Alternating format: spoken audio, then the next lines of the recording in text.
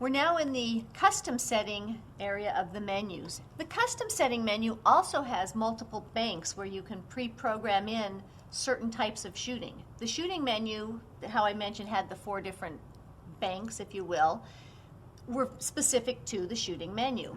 Well, now you go into the custom menu and you have the same option. You've got 4 different banks that you can choose from, and you can, again, set everything up, name it for a specific type of shooting, and then instead of going through the entire menu to set things up, you just go from bank to bank under different circumstances. The next one down, the reset custom settings. Again, that's the same thing as in the shooting menu where you have the option of going back to factory default. Now, the first set of menus in custom shooting or setting is autofocus. And this whole sequence is geared specifically to the way the autofocus functions work.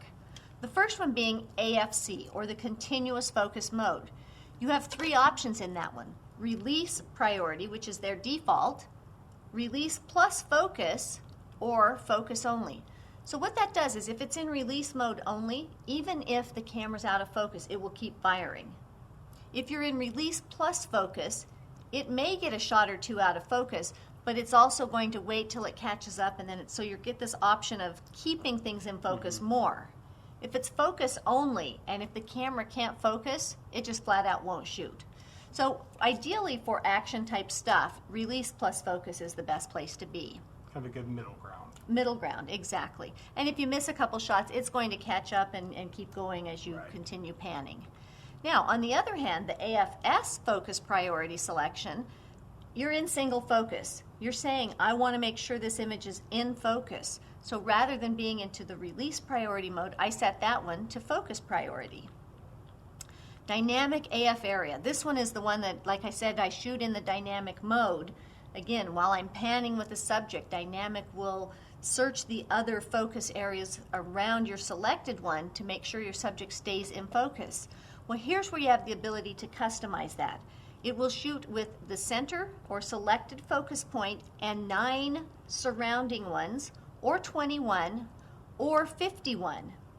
Now the 3D tracking, that's another really cool thing. If you're in 3D tracking and you're shooting a still subject, the camera's kind of like in a single focus mode, if you will. As soon as your subject starts moving, the camera's going to kick in and start continuously focusing to keep it in focus. So can you think of a specific time that I would want to be in 9 points versus 51 points? Great question. Yeah, there's a lot of times when you've got a really, really busy scene. And even though it's using the D technology and the G technology, looking for specific contrast between the subject and the background, if you've got a lot of information happening in that frame, you can narrow down the area. Say a group of birds are flying and I focused on a specific one.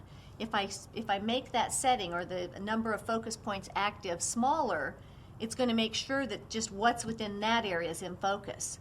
Okay. So again though, if you've got a situation where maybe you're just learning panning on a sporting situation or wildlife, the more active focus points, the more chance you have the camera's going to lock on and keep it in focus even if it moves way out of your target area.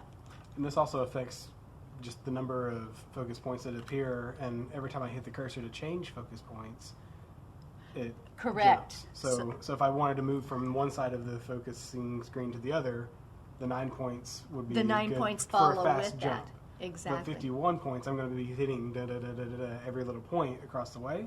Is that... Okay. Now we're getting 2 things mixed up, which that's a great question because a lot of people have that same situation. When you're in the dynamic, you've pre-selected the one focus, and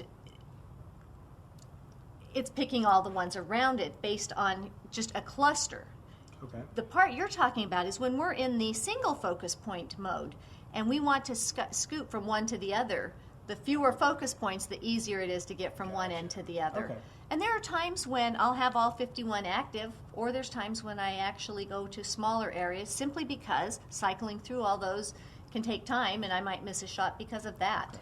But great, I'm glad you brought that up because we do get that question a lot. A4, focus tracking with lock on.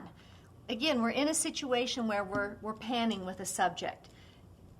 if something interrupts it, say a bird in flight goes behind a bush or a tree or a limb or something blocks our subject. You're shooting a car as it's moving and another car blocks it.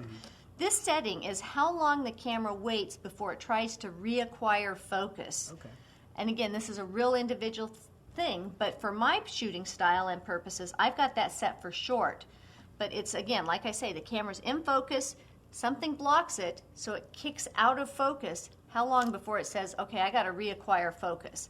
I want it to be really responsive and fast, so I have that set for short. AF activation.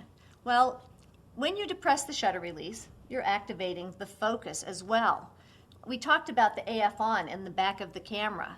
If I push that, I'm doing the same thing. But then as soon as I push the shutter button again, it may refocus depending on how I've got it set up.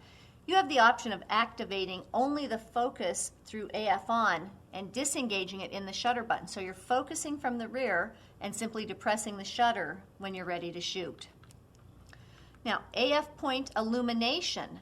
What that does is it actually, if you're in auto and the light dims, it will automatically kick in and illuminate the focus point for you. Or you have the option of having it where it's on all the time, or if that's distracting for whatever reason, you can turn it off entirely. Moving along, we've got a few more to go. Focus point wraparound. Brad mentioned, here you are in 51-point focus, and you're trying to cycle from one to the other, and you're clear at the right side, and you find that you need to now get to the left side.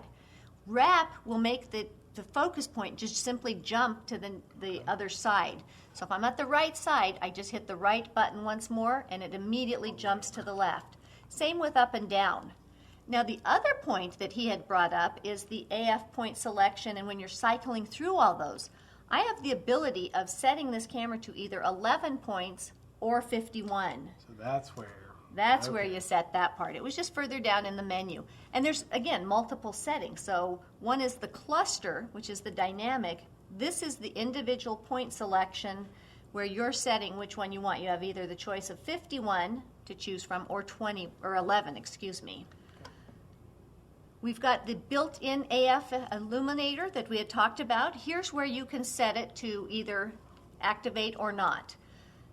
I leave it on for all situations, again, except when I'm trying to do candids and it's potentially low light. Then I'll turn it off because I don't want to draw attention to myself. I'm trying to capture more natural expressions on people. And the last one in the autofocus menu is AF on for MBD10. Brad's got an MBD10 here attached to his camera. So he's got the same capabilities of disengaging the shutter release in the vertical section on his grip and then only activating the AF on.